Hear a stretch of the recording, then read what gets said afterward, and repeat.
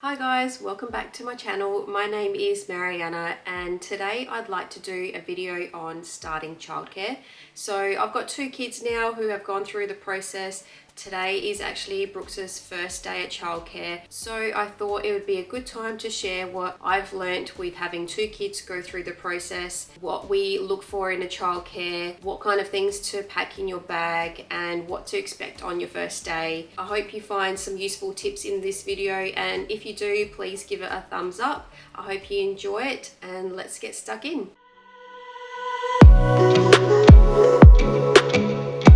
So firstly, how do you find a childcare? So I asked around, I asked my family, my friends, next door neighbours, anyone that has kids. And if you don't have anyone around you that is going through that, go to a playground, go to a park and just make conversation with some of the mums and see if you can find out some useful information there. Especially if you're going to local playgrounds, usually parents there will probably be sending their kids to childcare centres nearby as well. So once you do find a few names, call them up and organise a visit. These can last anywhere from 15 minutes to an hour, and the centre will just go through everything that they believe is different to any other centres, what's important to them, and this will just give you some guidelines to see, does it align with what's important for you? So is play-based learning important to you? Are cultural activities important to you? Do you want to know what they're going to be eating during the day? With the cultural aspect of it, I'm Russian, so it's important to me that they celebrate other cultures, even things like Christmas. Some centres don't celebrate Christmas, but I like to celebrate it at home,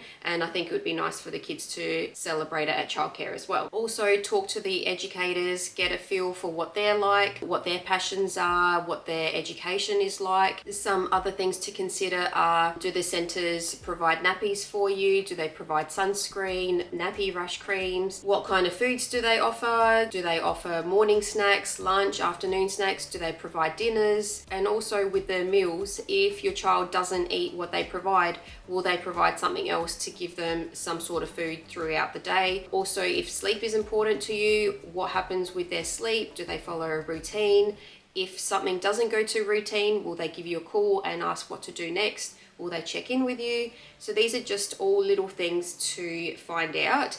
I personally like childcare centres that provide the food. It's so much easier, especially going back to work. It's just 1 or 2 days that I don't have to worry about organising meals and packing lunches and things like that. So that's really important to me. Also providing nappies, it's just one less thing that I have to pack and worry about. And don't be afraid to tour different centres and as many as you want, because you do need to find the right one. And for me personally, I did tour a few, and you do just get a different feeling when I think you found the one.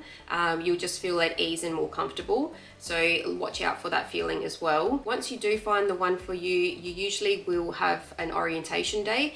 So the first one, usually the parent will come in and sit with the child inside the room. You get to meet the carers. They might go through the kinds of things that your kids like, what their routines are like, what they eat, and this will just give the educators a good understanding of what your child is like and what they can do to mimic what's going on at home and make the transition as comfortable as possible. Once you do the first orientation, usually the second orientation will be for the child to be in the room and play by themselves, obviously with the carers, but you will be asked to step outside of the room and maybe go and sit in your car, sit in the hallway, just somewhere so that your child doesn't see you. And this can last anywhere from 30 minutes to an hour, even longer if you'd like. And the staff will usually check in with you and just let you know how they're going. With both Scarlett and Brooks, they did cry on and off. Brooks is a bit of a more sensitive soul, so he did cry a few more times, but it's hard because then you've got other children who may be new, and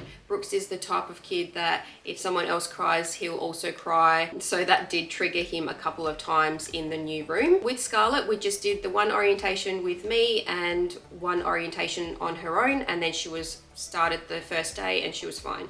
Yes, we had tears at drop off, but she was fine throughout the day. Whereas with Brooks, I did ask to have an extra play. So he had an extra play yesterday and it actually went really well. He ended up staying there for about an hour and a half because it was around lunchtime. So they asked if they could serve him lunch at the same time, which of course I said yes. So he did have a little bit extra time there, and I thought it was great that he was able to have a meal there, and he must have felt comfortable enough that he was eating and happy and did really well for that hour and a half. Also, something to consider before you do officially start your first day. If you are going back to work, are you able to start them maybe a couple of weeks earlier? 2 to 3 weeks would be great. I'm only having 2 weeks before I officially start work, but if I could, I would have had an extra week at least, just for him to have those days where if I need to run and get him, I can. And I'm just not planning anything today, so if they do call me and he is miserable, I can just go get him straight away without having to worry about work. I also found with Scarlett, we started her at 13 months. I had a little extra maternity leave,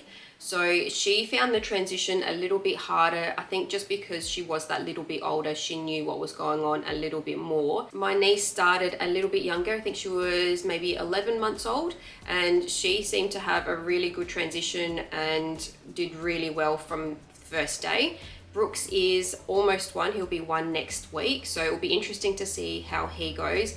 But he is just a sensitive bubba in general, and he is a bit of a mummy's boy, so we'll see how he goes. So let's go into the next bit. What do you pack in your bag? So what I pack is sunscreen, just because the kids do have sensitive skin, so I need to provide a separate sunscreen for them. I also like to provide the pseudo cream just for their bums, because again, they're a little bit more sensitive. For Scarlett, now that she's older, I don't worry about pseudo cream for her. Brooks, because he's still getting changed quite often, I have provided it for them. And something to consider is that you do have to show these products to the childcare centre and have them signed off, just so that they know what's in the ingredients and that it's allowed to be put on. Then you've got your basics, you've got your water bottle, you've got their sleep things. So for Brooks, he sleeps with a dummy, he's got a comforter, which is just my top, and he sleeps with a white noise in a sleeping bag. So the good thing is that this centre actually uses white noise now, so that's just one less thing that I don't have to pack or worry about. And I've also just put it in a plastic bag, and the educators can see exactly what's in the sleeping bag. You'll also need a couple of spare change of clothes, and also make sure that you label everything. I've just bought some stickers online, so they've got their names on it. I did make a little bit of a mistake, and with Brooks's, I only ordered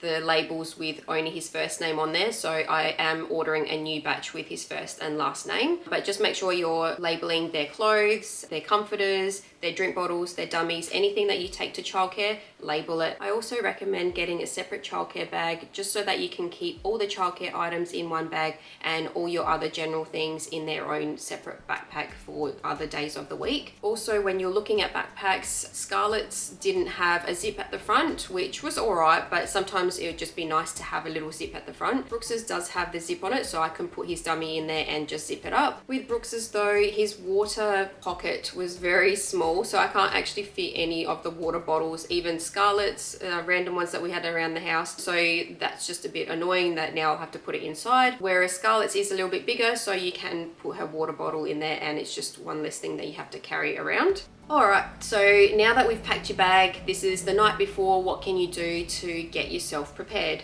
So pack your bag and put it in the car, or put it right next to the door so it's ready to go. Fill up their drink bottles, leave it in the fridge so that's ready to go as well. That's why it's also good to have a separate drink bottle, just so that everything is ready to go before the actual day. Another thing that I do, and I still do it for Scarlett, is I set out all of her clothes the night before. So I'll look at the weather and literally put the socks, the shoes, her pants, her top, everything on the floor. And that way, if it's me or Tim dressing her up, everything is ready to go and we don't have to be thinking about what she's wearing the morning of. And I'll be doing the same with Brooks as well. It just saves all the hassle. I usually do this anyway. Even if it's not a childcare day, I'll always lay out their clothes the day before if I know we're going somewhere. So it's your first day, or it's just the general childcare mornings. What can you do to help yourself out? So I woke up a little bit earlier this morning, got myself ready and started my day, just so that I didn't have to worry about trying to eat breakfast and get myself ready while the kids are there and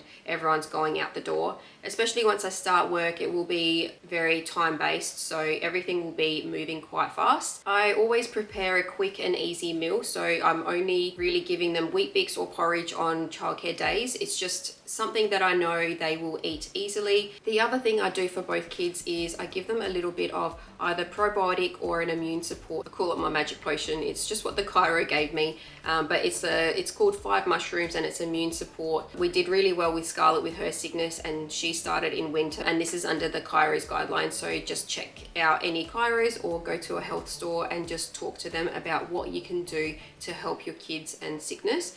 Scarlett has now recently started taking some Vita gummies, just vitamin C and zinc, and they're little orange lollies. She absolutely loves them, and that's just something else that I give her now that she's over 2, just to help her immune and help with this sickness. So while they are in childcare, if you haven't started work and you do have the day off, if you're able to prepare your dinner for the evening or just meal prep. Tonight I'm actually not doing anything. I've got some Annabelle caramel frozen dinners for them that I'm just going to put in the microwave so I can give them all my attention. Usually the first day is a little bit more difficult. They are a bit more grumpy. They've had a full day away from you. They probably have had little sleep, been in a new environment. So I'm really just writing this afternoon off. And when we all get home, I'll just give them all my attention and not have to worry about cooking and preparing meals. I'll just put both of their meals in the microwave and just give them a nice meal. And usually it's either one way. Scarlett will be absolutely starving and she'll eat anything